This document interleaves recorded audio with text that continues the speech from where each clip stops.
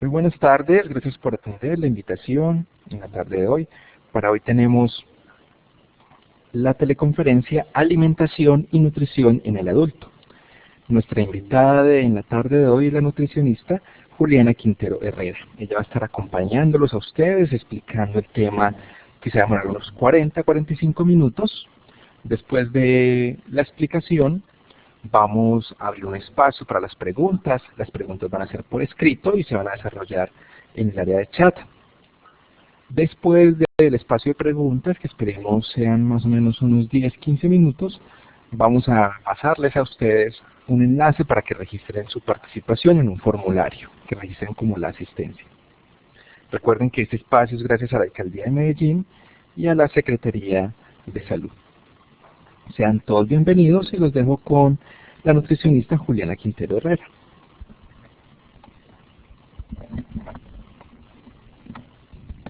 Tengan todos muy buenas tardes. Como dice mi compañero Alonso, mi nombre es Juliana Quintero Herrera, soy nutricionista y dietista y en la tarde de hoy los voy a acompañar con el tema de alimentación y nutrición en el adulto sano.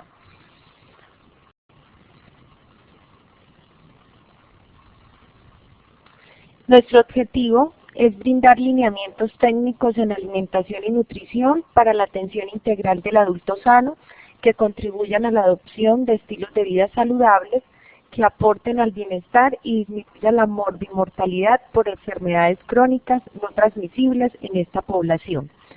Este es el objetivo que les planteamos en nuestro curso, pero yo también les quiero agregar que tenemos todos como profesionales de la salud de convertirnos en educadores en salud en el tema de alimentación y nutrición.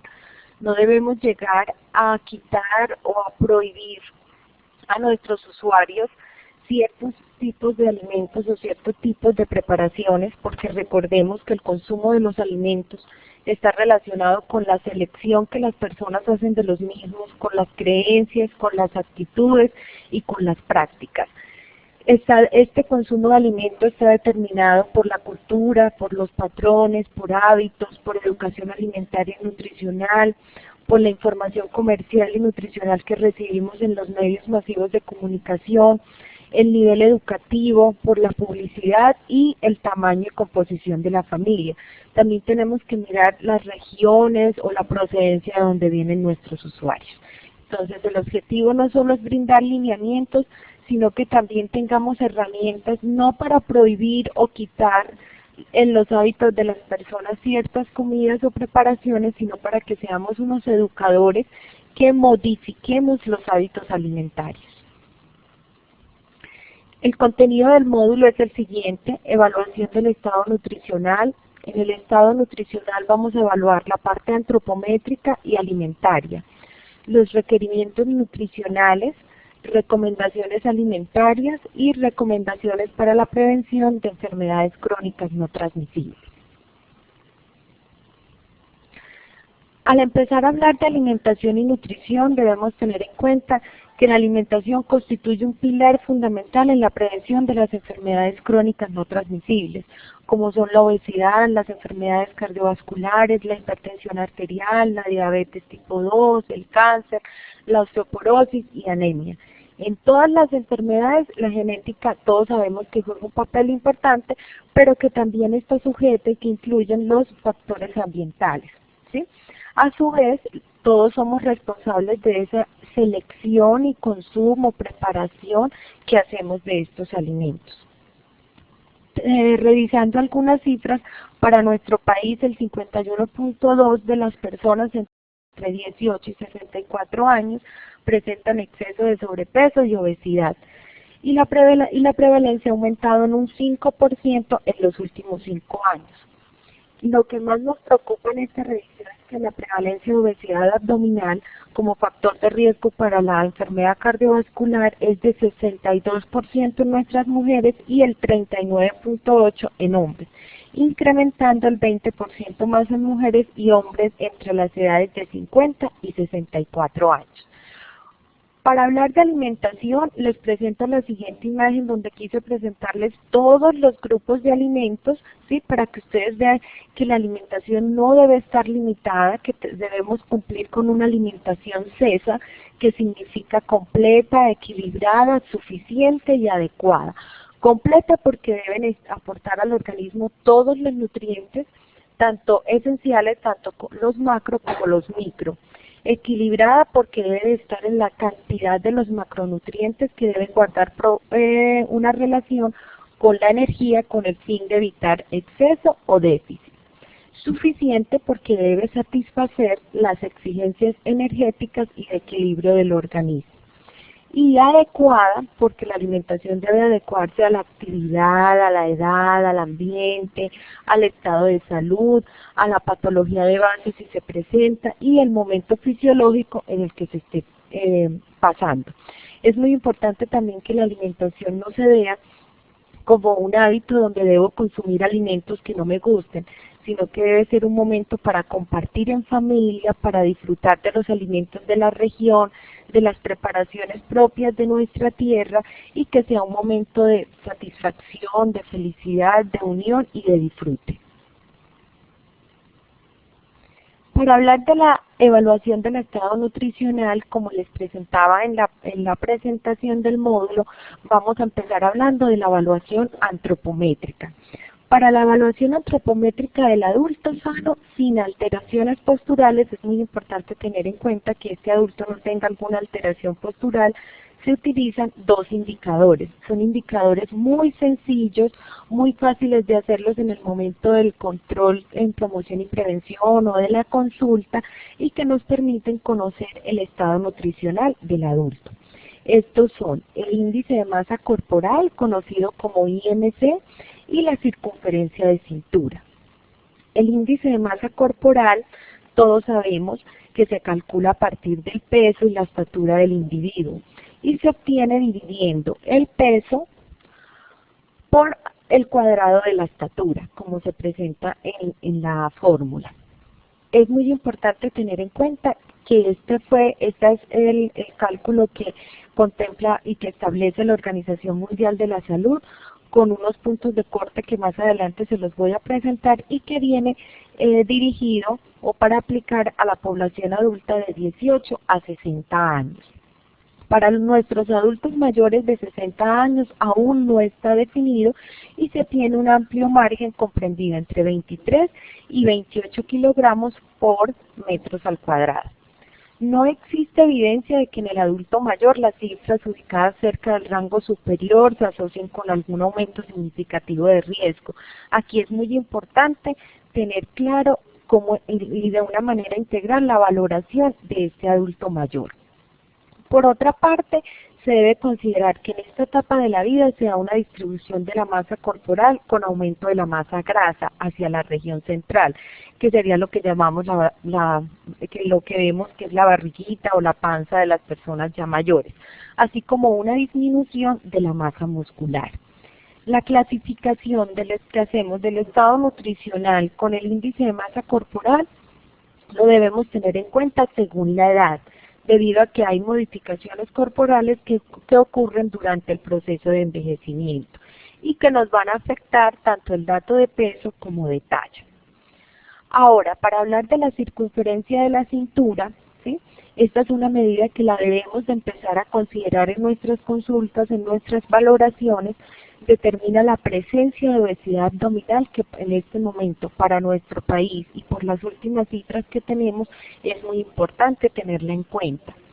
La Asociación Colombiana de Endocrinología recomienda utilizar los valores de referencia que dio la Federación Internacional de la Diabetes, donde nos establecen como obesidad central los valores que les presentaré a continuación, ¿sí?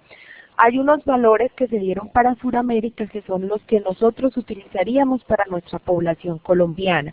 Aquí yo les recomiendo mucho que así como ya tenemos datos que nos aprendemos, por ejemplo, cuánto es lo normal del valor de referencia del colesterol, de los triglicéridos, también ya nos vamos familiarizando con que para los hombres el valor normal es mayor o igual a 90 centímetros y para las mujeres es mayor o igual a 80 centímetros. Esta es una aclaración que quiero hacer al final, después de haber tomado el índice de masa corporal. Si vemos que este es mayor a 30 kilogramos por metro cuadrado, se puede asumir ya la obesidad central y no es necesario medir la circunferencia de la cintura. En esos pacientes gorditos, que ya vemos que definitivamente ya pasan el cálculo del índice de masa corporal. Les voy a mencionar algunos tipsitos en el momento de tomar la circunferencia de la cintura, porque de pronto podemos tener algún error en la técnica para la toma de esta medida. Ubicar a la persona con el abdomen relajado, con los brazos cruzados sobre el pecho, colocarse enfrente de la persona a evaluar y determinar la cintura, que la cintura viene a ser la parte más estrecha del tronco en la región lumbar, sin pasar por el ombligo. Colocar la cinta métrica alrededor de la cintura, verificar que tanto en la parte anterior como posterior esta quede en posición horizontal y ajustar sin comprimir los tejidos. Lo ideal es contar con un espacio donde exista un espejo en la pared. De pronto pues esto no lo podemos cumplir en todos nuestros servicios, pero que permita visualizar con exactitud esta ubicación, leer el valor de medida y registrar el dato. Lo ideal es que lo hagamos 2 o 3 veces, ¿sí?, para confirmar el dato de la circunferencia de la cintura. Esta es la tabla que les comentaba donde tenemos todos los datos, la tabla actualizada para conocer el índice de masa corporal, ¿sí? Esta es la última revisión bibliográfica que se hizo. Esta es la tablita que nos permite ubicar a las personas o clasificar a nuestros usuarios según el estado nutricional, teniendo en cuenta el índice de masa corporal. Por ejemplo, lo que les hablaba ahora de que si ya nuestro usuario o nuestra usuaria pasa del 30 el índice de masa corporal, ya no sería conveniente hacer la medida de la cintura, de la circunferencia de la cintura. Pero sí quiero aclarar acá con esta clasificación del índice de masa corporal que de pronto podemos encontrar personas con un peso normal o con un sobrepeso o iniciando un sobrepeso, pero que sí pueden presentar una circunferencia de la cintura que nos traiga pues preocupación o un signo de alarma, porque ya ahí hay obesidad central. Este es el dato que les mencionaba de la clasificación del estado nutricional del adulto de acuerdo a la circunferencia de la cintura, la clasificación para obesidad central y los valores de referencia. Hombres mayor o igual a 90 y mujeres mayor o igual a 80 ya entrarían en el riesgo a la obesidad central.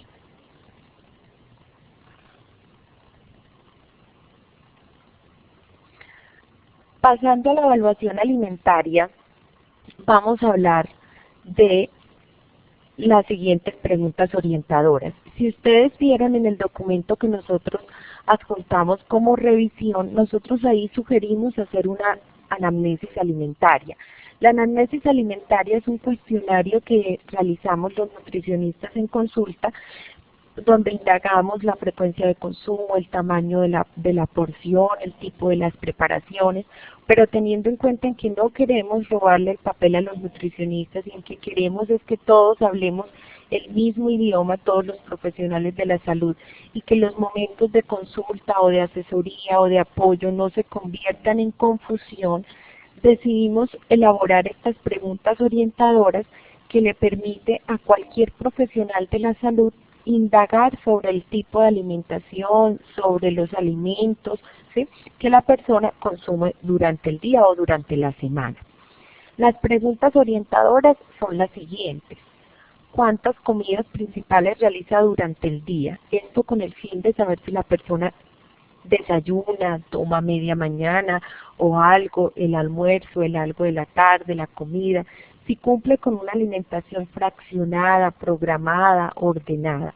¿sí? O si es la persona que de pronto no desayuna y después durante el día va a consumir varias cantidades de alimentos cada 1 o cada 2 horas. ¿Tiene establecido un horario para las comidas? Esta pregunta quisimos dividirla para no crear confusión con la número 1. ¿Qué tipo de leche o derivados utiliza y cuántas veces al día las consume? Esta pregunta se elaboró con el objetivo de tratar de que todos empecemos a promover el consumo de leche y derivados bajos en grasa. Nuestra población prefiere la leche entera o de pronto tiene el concepto de comprar la leche deslactosada, y nosotros aquí para la prevención de las enfermedades crónicas no transmisibles no necesitamos la leche deslactosada, sino la leche descremada. De pronto la industria, la parte comercial o los medios de comunicación han confundido a los usuarios, pero lo que nosotros buscamos es un consumo de lácteos o leche o derivados, ya sean en los derivados encontramos el yogur, el kumis, el queso, que sean bajos en grasa. ¿Cuántas veces, la cuarta pregunta, cuántas veces al día consume frutas y verduras y en qué preparaciones? Según la encuesta del ENSIM, donde nos muestran cómo es la situación alimentaria y nutricional de nuestra población, vemos que a pesar que nuestro país es rico en frutas y verduras, que tenemos variedad, que tenemos tiempos de cosecha para consumir las frutas crudas, enteras y en buenas preparaciones y en buen estado a su vez, nuestra población no la consume. Entonces aquí lo que queremos fortalecer es el consumo de frutas, que mostrarle a las personas que en vez de alguna bebida industrializada tenga la fruta como opción número 1 y que se prefiera el consumo de estas en estado entero, que no se llegue a hacer el jugo por las pérdidas nutricionales que se presentan por agregar el azúcar o cualquier endulzante que pueda aumentar el aporte de calorías. La quinta pregunta es ¿qué tipo de grasa utiliza para las preparaciones? Teniendo en cuenta que muchas veces, a pesar del nivel educativo, a pesar de los ingresos, a pesar de la ubicación, a pesar del estrato y de muchos factores sociales y económicos, nuestra población sigue utilizando grasa que no está indicada. ¿Sí? Entonces es el inicio para que las personas aprendan. Recordemos que estamos enseñando a seleccionar el tipo de aceite o grasa con el que va a preparar sus comidas.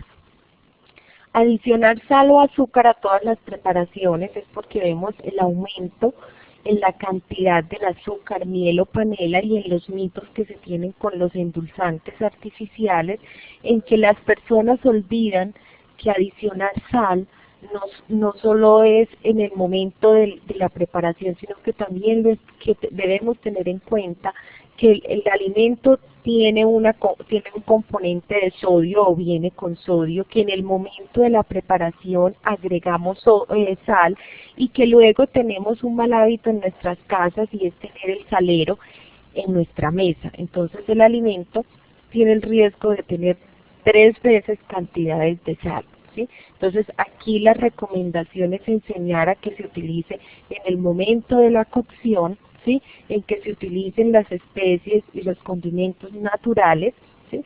Y que se aleje el salero, que si de pronto se tiene como decoración, porque vemos que de pronto en muchos comedores y de pronto suena chistoso, se tiene el salero, la parte de la sal o el azúcar para el té, o estos de pronto adornos que tenemos en casa, que sea solo el adorno, que no esté la sal presente, porque esto nos pone en riesgo agregar más sal a la papa, más sal a la carne, más sal a la ensalada. En cuanto a cuántos vasos de agua toma por día, teniendo en cuenta que nuestra población se queja de enfermedades tales como síndrome de colon irritable, estreñimiento, de que es una población que es sedentaria y que olvida la importancia de tomar agua y que prefiere otras bebidas como bebidas artificiales o como café que alteran en cierta manera el tipo de alimentación. Y la octava pregunta, acostumbra a comer fuera de casa. Hicimos esta pregunta, la diseñamos con el objetivo de que la persona analice qué tanto come en la calle, que a veces se nos olvida, dónde está consumiendo esos alimentos, el tipo de manipulación del lugar, que muchas veces no lo conocemos, ¿sí? Las cantidades en las porciones, que si revisamos a veces en restaurantes o en diversos servicios, nos sirven cantidades exageradas, ¿sí? O cantidades que no cumplen con nuestro requerimiento y que para las personas es muy difícil conocer. Aquí, ¿qué queremos que la persona nos haga? Queremos que la persona se acostumbre a preguntar qué es el menú y que juegue con el menú, que pida más porción de ensalada, que tenga la oportunidad de decir, bueno, el almuerzo viene con arroz, pasta, yuca, plátano y arepa, porque esa es nuestra realidad, entonces mejor déjeme el arroz, la yuca y auménteme la ensalada. Es como la oportunidad de que la persona tome conciencia en el momento de elegir los alimentos al salir de la casa. Evaluación alimentaria. Si ustedes revisan en el documento que les adjuntamos, encontramos una lista de chequeo. En esa lista de chequeo no buscamos que se haga un análisis extenso de todos los grupos de alimentos que consume el adulto, sino que hablemos más que todo de los alimentos claves. Como les mencionaba, la importancia de que la leche sea baja en grasa, de que la leche y los derivados, la importancia de aprovechar nuestras hortalizas y verduras, de que siempre vemos la misma ensalada en el plato, de que vemos que los condimentos artificiales que se utilizan en casa son, pues, como lo digo, son artificiales y se olvida utilizar el pimentón, el tomate, la cebolla, de pronto agregarle a la carne siempre las verduras que podemos de pronto tener a la mano y que no se nos ocurre. Tener la oportunidad de que nuestra alimentación sea creativa al utilizar las hortalizas y las verduras y que las personas no se nieguen la oportunidad de probarlas. De pronto el adulto no tuvo en su niñez la oportunidad de que sus padres o sus cuidadores promovieran el consumo de hortalizas y verduras y ya en la adultez es muy difícil consumirlas. Entonces, es decir, aproveche lo que le guste, trate de que el arroz vaya con zanahoria, trate de que el agua donde vaya a preparar el arroz licúele tomate, pimentón, trate de que su goulash de verduras no sea solo goulash y salsa, trate de agregar brócoli, coliflor y juegue con esas hortalizas también teniendo en cuenta el costo que tiene en la canasta básica, porque no podemos desconocer que de pronto en ciertos momentos estas hortalizas y verduras pueden estar con precios elevados, pero sí que las personas estén atentas de las frutas y verduras en épocas de cosecha. En cuanto a las frutas, recomendamos siempre que las personas consuman 3 a 5 porciones, que si lo analizamos para nuestra población sería mucha cantidad y es muy poco el porcentaje de personas que lo cumple entre hortalizas y verduras de 3 a 5 porciones, pero sí tratar de que si vemos en la calle ya tenemos ventas de frutas, de que la gente las lleve en sus cocas, de que la gente busque la manera de que si no se aceptan las hortalizas y las verduras, encuentre una opción en las frutas, de que se utilicen nuestras frutas de cosecha, aprovechar la mandarina, la naranja, la piña, el melón, la papaya, el mango, no irnos a las frutas más costosas. Recordemos que nuestras frutas que son aún de fácil acceso son unas frutas con un excelente valor nutricional. Acostumbremos también a ese adulto de enseñarle a que el niño, nuestros niños y nuestros adolescentes están viendo sus hábitos, los van a imitar y quieren en un futuro van a comer lo que ellos están comiendo en este momento. Entonces es muy importante que el adulto tome conciencia de que estos alimentos, así no le guste, trate de buscar alternativas y que los incluya, ¿sí?, para que todos en su familia los consuman. En cuanto a las carnes, es muy importante tenerlas en cuenta. Recordemos en la recomendación que damos sobre el consumo de carnes blancas, en donde queremos que las personas vayan intercambiando en la semana cuántas veces a la semana se comen carnes rojas y carnes blancas y que no sea un aumento exagerado de las carnes rojas. En las carnes rojas vemos el mayor aporte de grasa saturada y entendemos las oportunidades que pronto nos da el pescado o el atún de las grasas poli y monoinsaturadas para beneficio en la prevención del riesgo cardiovascular. Recordarle a la persona que prepara los alimentos que la piel se debe retirar antes de echarla a la olla o al sartén, no cuando ya lo tenemos en el plato, porque para esos comedores de esa piel o ese gordito ya se va a hacer muy difícil, porque va a ser como la tentación de poderlo de quitarlo o no quitarlo. Vamos a hablar ahora de los requerimientos nutricionales.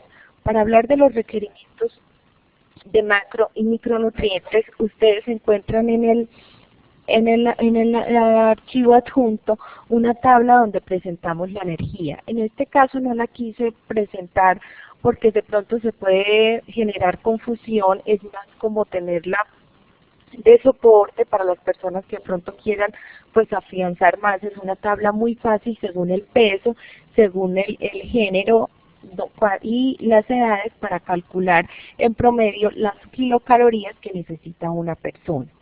Ahora, en esta les voy a presentar es la distribución que hacemos del valor calórico total de los tres más importantes nutrientes, las grasas, los carbohidratos y las proteínas, y cómo hacemos la distribución de estos dentro de la alimentación. Las grasas totales deben cumplir con un 15 o un 30% del valor calórico total. Esas grasas totales se van a distribuir entre ácidos grasos saturados menos del 10%. ¿Cuáles son estas grasas saturadas?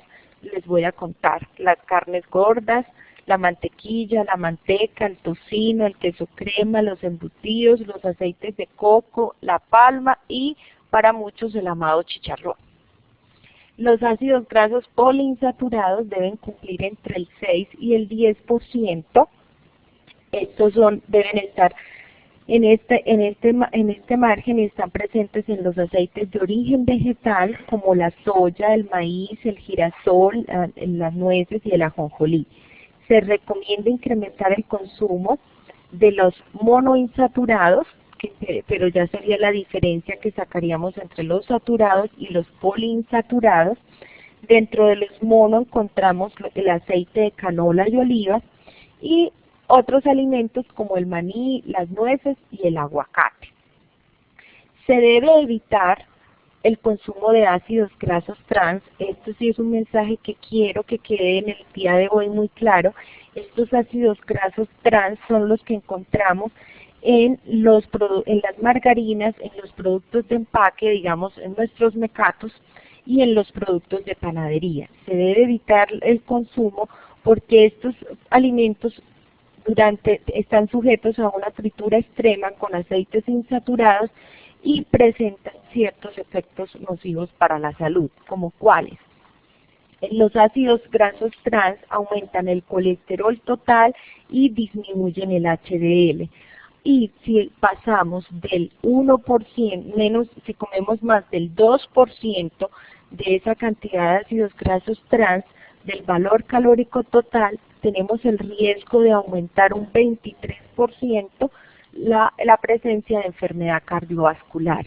Entonces es muy importante que demos este mensaje a nuestra población en cuanto a las grasas saturadas, a las grasas trans, a los poliinsaturados y a los monoinsaturados.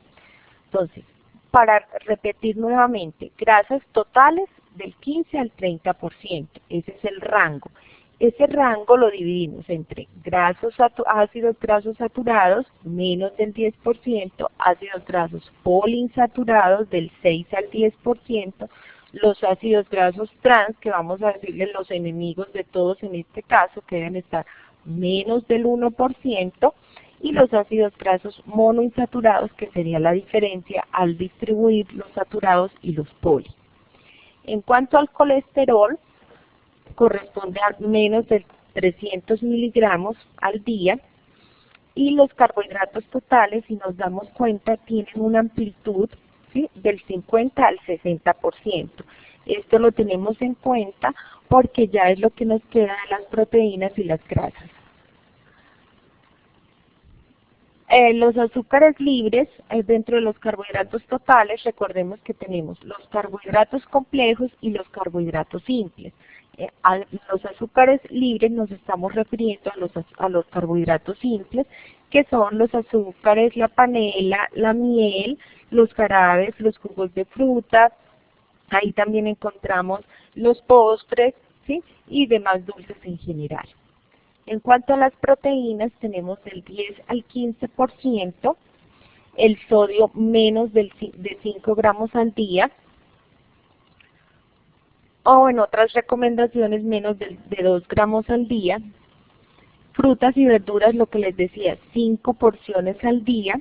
Entonces las podemos distribuir. La persona que le guste más las verduras puede aumentar más verduras, la persona que le guste más la fruta. Yo considero que por el hábito que tiene nuestra población sería más fácil jugar con nuestras frutas que con las verduras. Y si de pronto la gente no le cuesta consumir las hortalizas y las verduras crudas, es una muy buena opción hacerlas al vapor, agregar salsitas hechas en casa, mezclarlas con otras preparaciones como carnes, pollo, res, cerdo, con pescados, en el arroz o con las pastas. Buscar siempre la opción de que las verduras no se queden en la nevera o de que ni siquiera lleguen a la casa. Y la fibra alimentaria total, que hace parte de que están los alimentos, como son las frutas y las verduras. A su vez, en aquellos cereales integrales, como avenas, pastas, galletas, panes.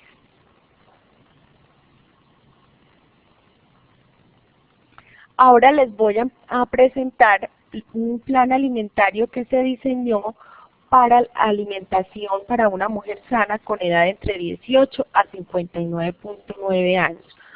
¿Por qué ampliamos el rango? Porque sentíamos que había una población que nos iba a quedar flotando, ¿sí?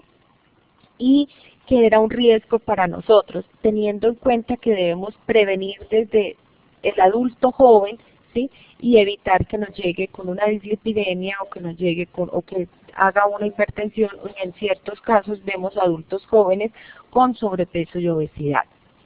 Este plan que les voy a presentar fue elaborado para una mujer sana de con 60 kilogramos de peso. Tengamos en cuenta nuestras mujeres que trabajan, que son amas de casa, que son mamás, que estudian, que trabajan, ¿sí? Y las necesidades que tienen ellas en cuanto a macro y micronutrientes. En los grupos de alimentos encontramos leche, yogur o kumis, queso o huevo, que los dividimos porque son las opciones para desayuno o comida, las carnes, donde encontramos res, pollo, cerdo y pescado, las leguminosas, que nosotros las llamamos comúnmente granos, donde encontramos el frijol, la lenteja, arveja, garbanzo, los cereales y derivados, arroz, pastas, arepa, pan, tostada, galletas, hojuelas de maíz industrializadas, que son los famosos cereales que consumimos con leche o con yogur, la harina de trigo y otros alimentos. Plátanos y tubérculos, arracacha, papa, plátano, maduro verde, papa criolla, yuca, frutas, todas las variedades, verduras, todas las variedades, grasas, aceite, mayonesa y margarina, y azúcares y dulces, donde encontramos el azúcar, el bocadillo, la cocada, el caramelo, la gelatina de pata, la miel, la panela, etc. ¿Cuál es el número de porciones por día?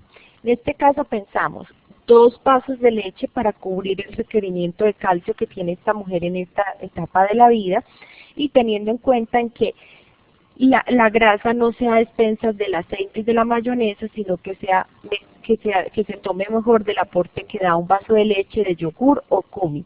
También teniendo en cuenta que se tome una bebida con leche al desayuno, ya sea un café con leche, ya sea un chocolate o ya sea una avena, y que de pronto también lo tenga como opción a la comida, o si no al almuerzo, como vemos que es una cultura paisa de tomar leche al almuerzo. Y así evitaríamos el consumo de jugos industrializados o de bebidas azucaradas. El queso y el huevo lo vemos como una opción para el desayuno o la comida. Entonces está una rebanada o una unidad. Las carnes, una porción dividir una libra en 8 porciones. Aquí vemos de pronto que se puede consumir hasta 2 porciones de carne. Decidimos no ponerlo porque, considerando la situación socioeconómica de nuestras familias, decidimos que sea una porción al día y que cubra el requerimiento de proteína. Pero si se puede y se cuenta con la disponibilidad de 2 porciones, no altera el valor calórico total. En cuanto a las leguminosas, jugamos con que sea todos los días, también teniendo en cuenta en que si de pronto en la casa no hay para comprar carnes todos los días, nuestra leguminosa cubre el requerimiento de proteína, pero siempre enseñarles que el frijol, la lenteja, la arveja y el garbanzo deben ir acompañados de un cereal, en este caso el arroz, que es con lo que más rico sabe. Entonces, que siempre que comamos el frijol sea acompañado con arroz o con la lenteja, con la arveja o con el garbanzo, si no hay disponibilidad de consumir la carne. Ahí cubrimos el valor de la proteína y estaríamos satisfechos en cuanto al aporte.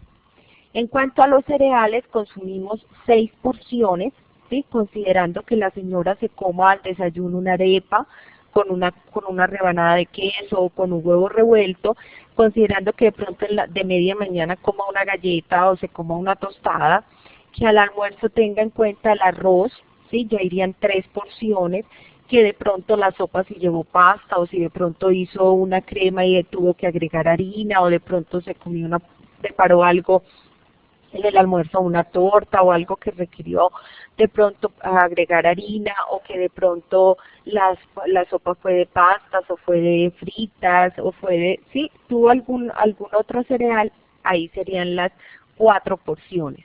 Dejar otra porción para la tarde si toma algo, y dejar una última porción para la comida si de pronto se va a preparar una avena, si va a tener la opción de comerse unas pastas, de pronto que le hayan quedado del almuerzo, si de pronto va a tomarse unas hojuelas de maíz con un yogur, o va a comerse un sándwich, o va a comerse unas tostadas. Entonces, en nuestra población femenina debe comerse 6 porciones de cereales durante el día. Plátanos y tubérculos, 2 porciones, considerando la cantidad que se agrega a la sopa y considerando de pronto la tajada o la papa criolla o la yuca que vaya en el almuerzo. Nuestro plan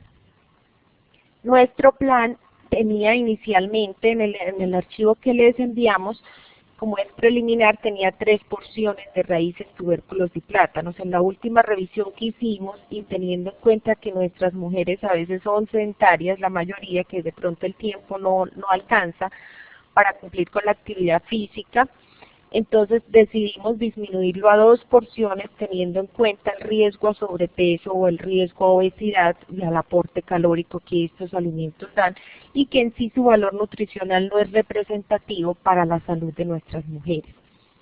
Las frutas, todas las variedades, recordemos que las frutas se pueden convertir hasta en un delicioso postre, ¿sí? Después que seamos creativos en la preparación, que deben estar en las cocas o en las loncheras de todas nuestras mujeres, y que se deben consumir enteras, porque consumirlas en jugos traerían pérdidas nutricionales en el momento de la manipulación, de cortar, de picar, la exposición a la temperatura, la exposición al licuado, y aparte de eso tenemos el riesgo de que todavía no tenemos la cultura de dejar el azúcar o la miel o la panela para agregarle. Hacemos la invitación de que aquellas frutas dulces sí trate de la persona de disfrutar el sabor de la fruta, ¿sí? En aquellas frutas que son muy ácidas, que juegue la persona de pronto con cantidades controladas de azúcar, de miel o de panela. En cuanto a las verduras, 2 porciones, lo que les decía anteriormente, entre las 2 deben cumplir 5 porciones diarias, pero conociendo nuestra población aumentamos frutas y se disminuyen verduras. Pero la gente está en una libre decisión de escoger, ¿sí? Cuáles sería según su gusto lo que incluiría en su plan. En cuanto a las grasas, si observan, no somos tan estrictos con las grasas porque tenemos que cumplir un requerimiento, como veíamos en la tabla, del 15 al 30%. No queremos que pase del 30%, más o menos hablamos, este plan es de un 25%, ¿sí? Teniendo en cuenta nuestro riesgo cardiovascular. Aquí tenemos en cuenta de pronto el aceite que se utilice para comer el huevo en la mañana, ¿sí? El huevo del desayuno.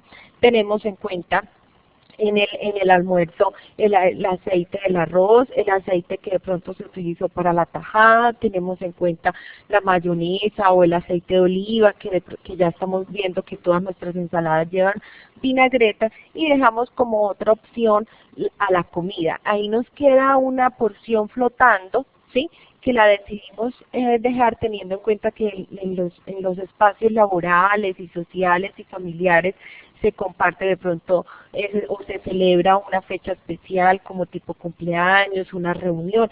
Entonces quisimos dejar esa porción como para cubrir ese tipo de alimentos que de pronto se puede consumir.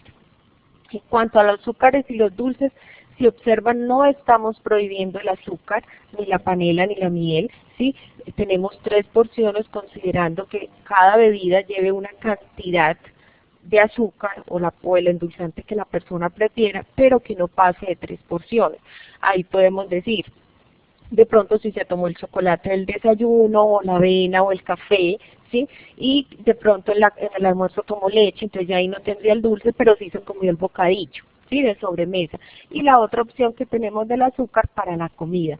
Aquí es un llamado de pronto a las personas que consumen tinto durante el día y que de pronto olvidan que ese tinto lleva cierta cantidad de azúcar, ¿sí?, y que estaría pasando la recomendación de las porciones de azúcares y dulces durante el día.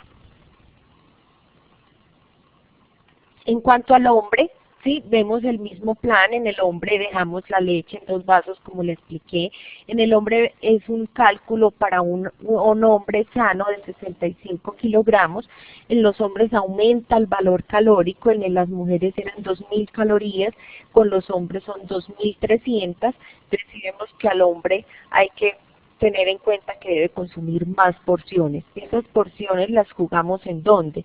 En el grupo de cereales, porque tengamos en cuenta que un intercambio de arroz es 6 cucharadas y los hombres no van a quedar satisfechos con 6 cucharadas. Entonces aquí es donde aumentamos la porción de un cereal en cuanto a una mujer sana, en donde el hombre de pronto come más arroz o más pasta a la hora del almuerzo. Y también aumentamos el intercambio de plátanos y tubérculos por la misma razón. De pronto el hombre no solo se va a comer una tajada, sino que va a preferir 2 tajadas, o también va a disfrutar de la papa o del otro alimento que se haya agregado en la sopa. En cuanto a las grasas, por su valor calórico total también aumentamos, teniendo en cuenta que de pronto utilice otra preparación durante el día o que se coma otra preparación frita, ya sea en el almuerzo o a la comida, ¿sí? Pero recordemos que siempre las preparaciones fritas deben estar al desayuno o al almuerzo, tratar de que nuestras comidas sean livianas, ligeras y que sean a tempranas horas de la noche. En cuanto a nuestros mujeres y hombres sanos mayores de 60 años, consideramos un peso de 65 kilogramos, la misma recomendación de leche, de queso, de huevo. En carnes, en el archivo adjunto teníamos media porción, en este caso queremos agregar que es una porción y que de pronto tuvimos en cuenta en que en esta edad hay dificultades con la masticación, hay ciertas personas adultas mayores que rechazan la carne, ya la carne no les sabe igual que antes, prefieren más como el pollo o el atún o el pescado, o sea, tienen un rechazo sobre todo a la carne de res y cerdo. Entonces, inicialmente habíamos pensado que media porción, pero para no generar confusión, ¿sí? Y cómo así que me voy a comer medio pedacito de carne o media presa de pollo. Entonces aquí hacemos la aclaración de que es una porción, pero que también hay que tener en cuenta que ellos hacen un rechazo a este grupo de alimentos. Y que por esto nos tenemos que aliar de las leguminosas para complementar el valor de las proteínas. Estas leguminosas, vuelvo y repito, deben siempre ir acompañadas de un cereal. Si no hay arroz, entonces la arepita con frijol, con la arepa con frijol, buscar la manera de que siempre estén aliadas de un cereal, ¿sí? En las leguminosas, como también hay abuelitos que de pronto las rechazan por problemas de colon, es muy importante explicar que las deben remojar desde la noche anterior. Son tipsitos de pronto que no hacen parte pues de la clínica, pero que sí es necesario darlos, remojarlo desde la noche anterior, cambiar el agua de remojo, ¿sí? Que esto permite que las leguminosas se toleren de mejor manera. Los plátanos, repito de nuevo, cambiarlas varias veces trae más beneficio en cuanto a las leguminosas. A veces las remojan y en el agua de remojo es que prepara el grano, entonces no, lo ideal es que el agua se elimine. En cuanto a los plátanos y tubérculos, una recomendación de 2 porciones, las frutas todas, las verduras lo mismo, de pronto aquí con las frutas dar la recomendación de que sean frutas porcionadas, de pronto se deben comer enteras, pero porcionarlas en trozos más pequeños, por lo mismo que les decía, por las dificultades con los dientes, con las dificultades con la masticación. En cuanto a las grasas, tenemos de 4 a 5, aquí dejamos 5, pero aquí hay que tener cuidado por lo mismo que les digo, porque ya son mayores de 60 años y aumenta el riesgo cardiovascular. O tratar que estas grasas, como les explicaba, sean distribuidas no tanto en grasas saturadas, que son la manteca, la mantequilla, el queso crema, las carnes gordas, sino que sean distribuidas en aceite de soya, aceite de maíz, girasol, que coman maní, que coman nueces, que disfruten del aguacate, y son buenas opciones donde no les estamos quitando alimentos que les agraden, sino que más bien les estamos dando opciones para comer saludable y de una manera rica. En cuanto a los azúcares y los dulces, dejamos las 3 porciones, ¿sí?, que son porciones que no van a aumentar el riesgo a una alteración de la glicemia ni a un riesgo a diabetes. Para finalizar, consumir diferentes tipos de alimentos durante el día, buscar que la alimentación sea variada, sea llamativa, jugar con los colores en el momento de servir el plato. Eso no solo provoca, enamora, sino que permite que la persona también quede satisfecha en el momento de consumir sus alimentos. La leche y derivados deben ser bajos en grasa. Empezar a manejar ese concepto. Nuestra población dice, pero es que la leche baja en grasa es pura agua, entonces empezar al menos con la leche semidescremada. Evitar las bebidas gaseosas y artificiales. Olvidaba decirles ahora, con toda la ola que se ha generado con el té y con estas bebidas con té, la gente se está confiando y está desplazando el consumo de bebidas gaseosas por el té y olvida que el té también tiene un aporte calórico importante. Cocinar con poca sal y no adicionar sal a las preparaciones, lo que les decía, la sal que agreguemos en el momento de la preparación.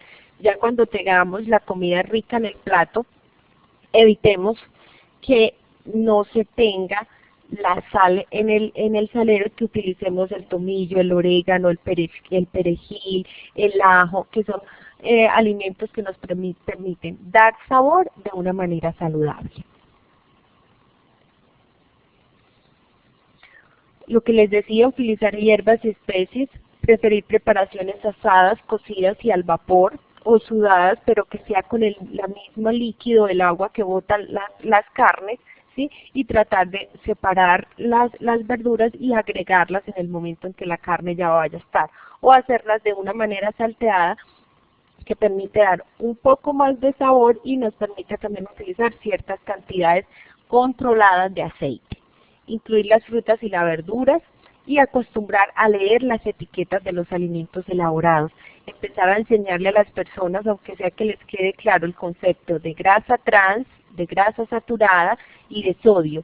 Ya con que nuestros usuarios tengan claro esos 3 conceptos, ya nosotros estamos haciendo prevención en enfermedades crónicas no transmisibles. En cuanto al consumo de suplementos de ácidos grasos omega 3, 6 y 9, solo debe hacerse bajo prescripción médica. En ningún caso se recomienda el uso de ningún tipo de suplementos nutricionales que no sea bajo la supervisión del profesional. Máxime cuando estamos tratando de que nuestra población consuma una alimentación balanceada que incluya grasas fuente de ácidos grasos mono y poliinsaturados.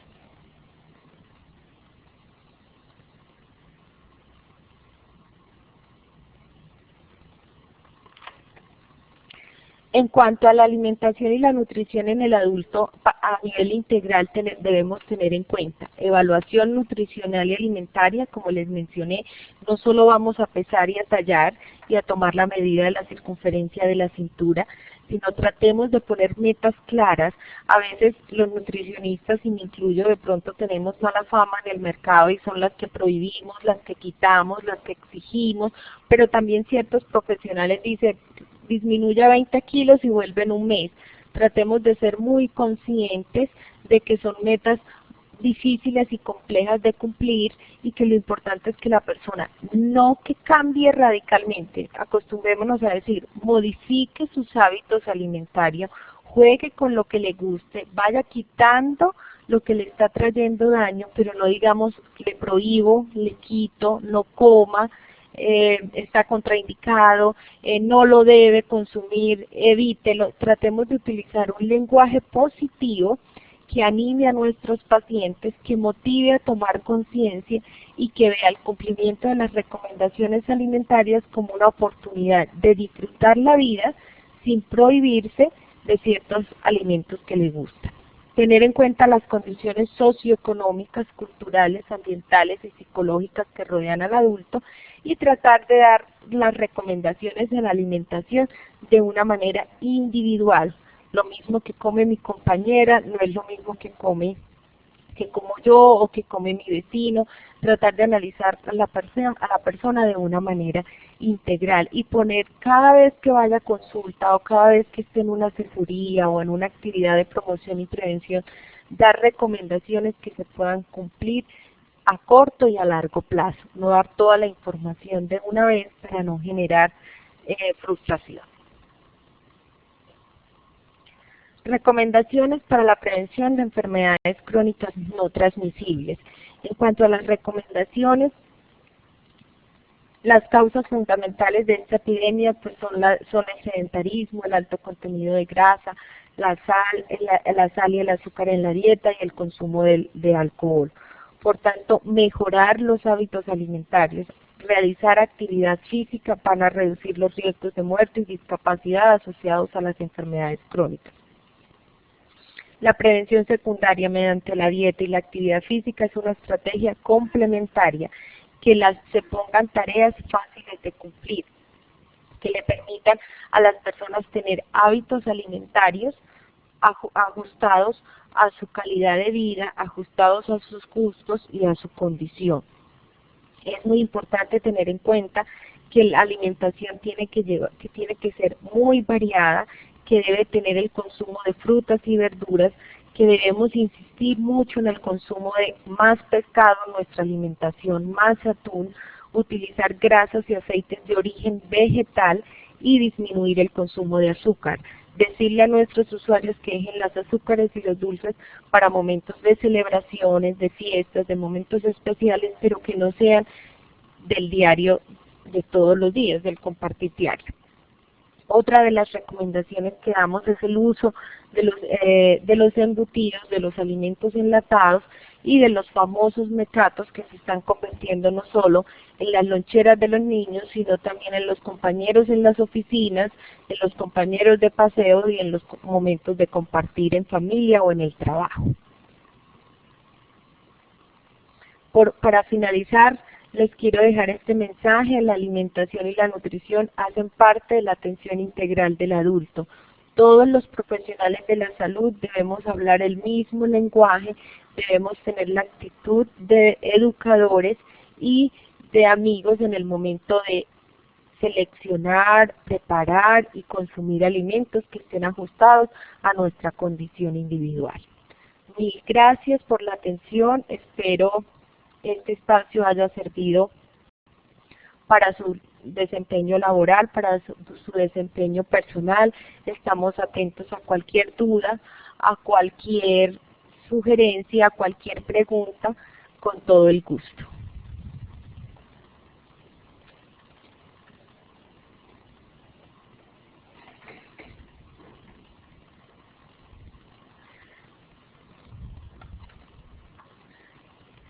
Bueno, por acá tengo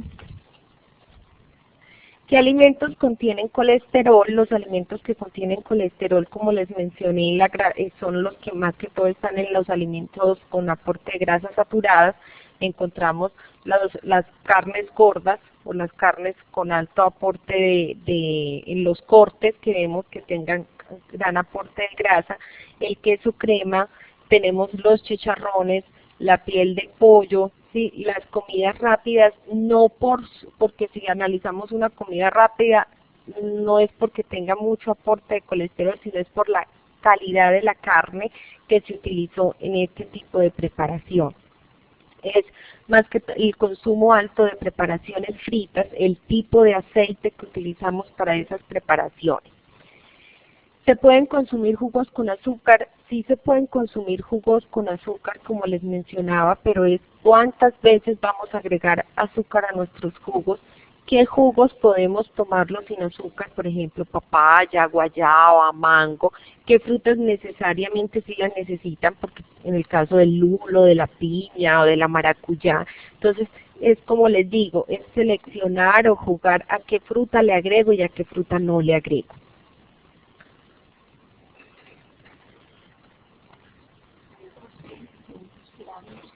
¿Una porción a cuántos gramos equivale? Pregunta John. ¿Una porción de qué? No me queda claro. Bueno, John, si quieres, por favor me mencionas a qué porción te refieres. ¿Cuáles son las medidas de equivalencia en porción, gramos y medidas caseras para orientar a los usuarios al respecto? Con lo que hablamos acá son de medidas, me voy a regresar a uno de los planes. Por ejemplo, cuando decimos leche, estamos hablando de un vaso de leche de 200 mililitros, lo mismo el yogur o un kumis.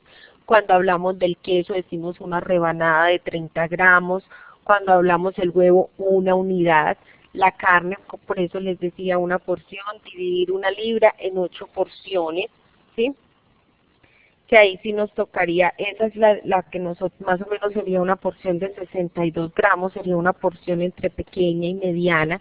La leguminosa que les expliqué, un cucharón grande.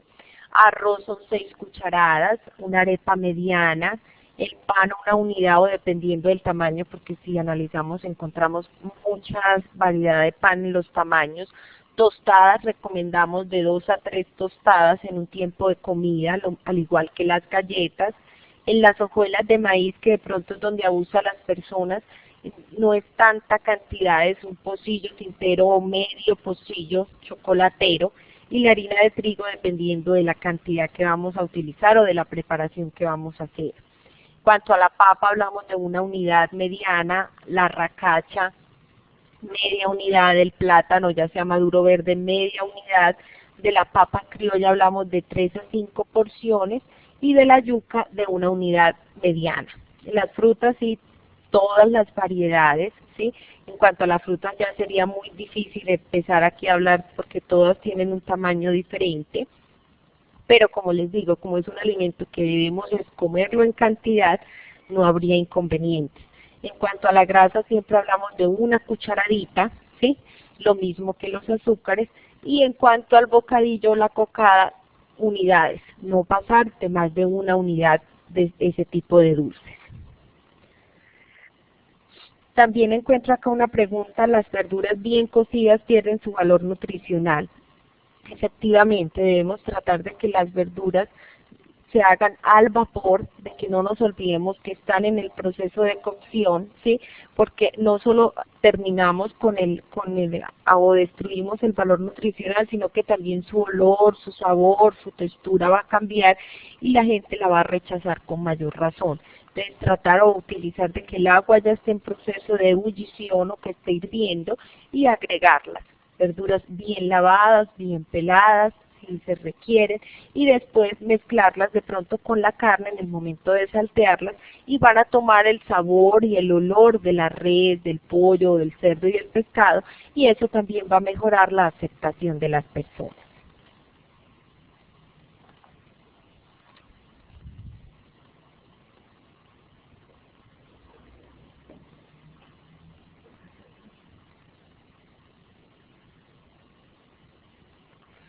En una conferencia para insulinas o homólogas pregunté acerca del consumo de frutas en los diabéticos y me respondieron que ninguna fruta está contraindicada si se consumía en porciones adecuadas. ¿Qué opina usted al respecto?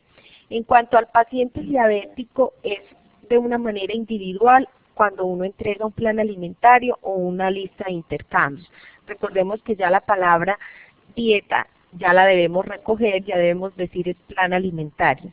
Hay ciertas frutas que están contraindicadas para los diabéticos, pero lo que debemos hacer es un plan alimentario donde se permitan ciertas frutas, pero todo depende del control y del dato de glicemia que tenga la persona. No podemos decir, tiene prohibido de pronto el consumo de uvas, de banano, de manzana roja, pero si es una persona que está controlada, no le podemos negar la oportunidad que una vez al mes o una vez cada 15 días tenga en su intercambio consumir 3 o 4 uvas en unidad.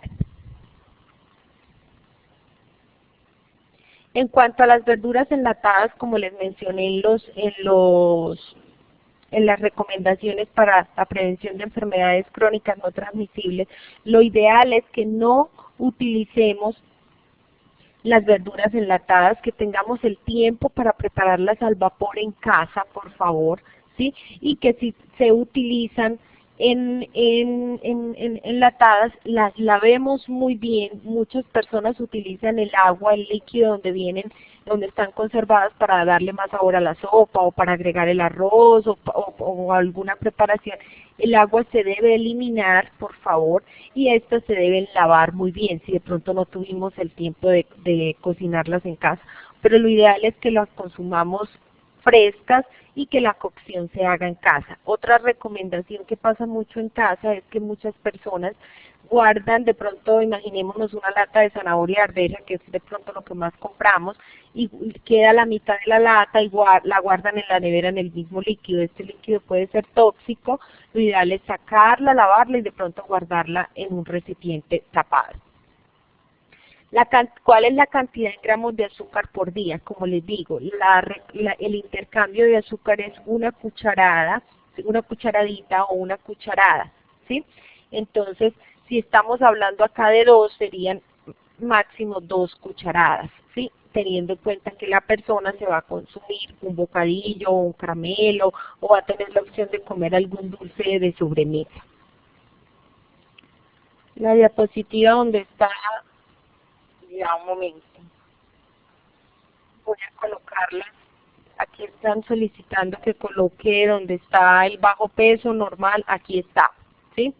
Clasificación del estado nutricional del adulto de acuerdo al índice de masa corporal. Esta es la revisión más actualizada que hicimos.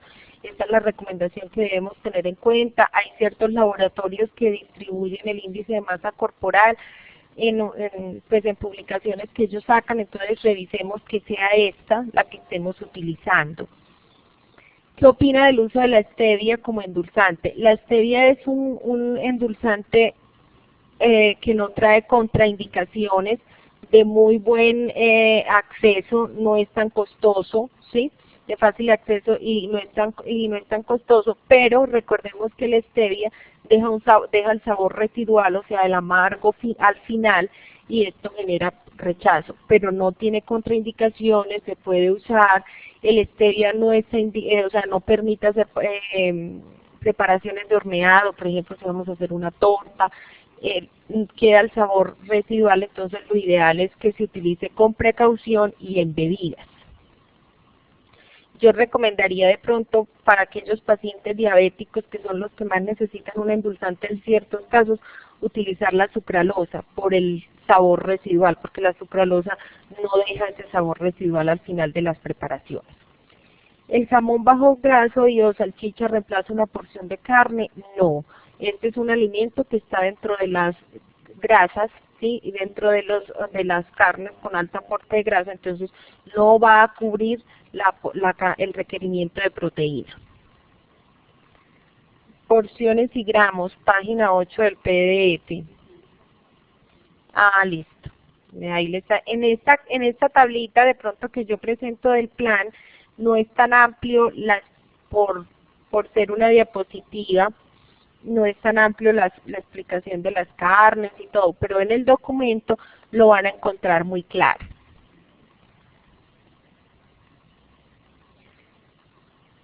A ver, una porción de frutas, ¿a qué equivale? Por ejemplo, ¿cuántas uvas son una porción? Dependiendo del tamaño de las uvas, se considera que sería lo que caben en una mano, pero entonces de pronto tenemos el riesgo de que la persona tenga la mano muy grande cuando son frutas que se manejan en unidad. Más o menos, dependiendo del tamaño de la fruta, se recomienda que sean de entre 10 y 12 unidades.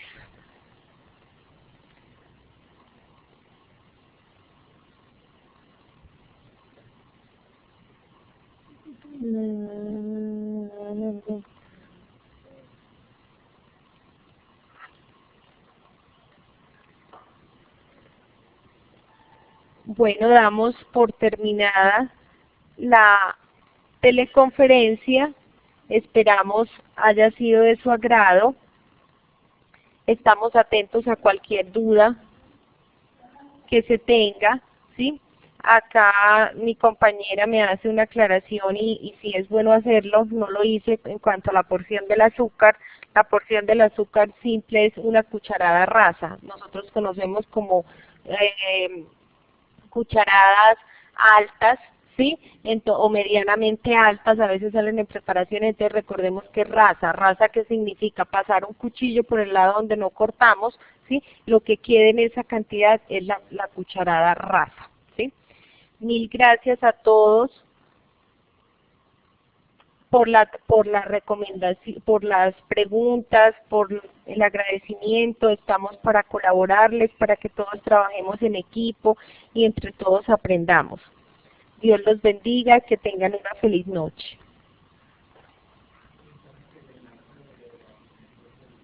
Les informo también que el enlace de la asistencia ya está habilitado para que todos se registren.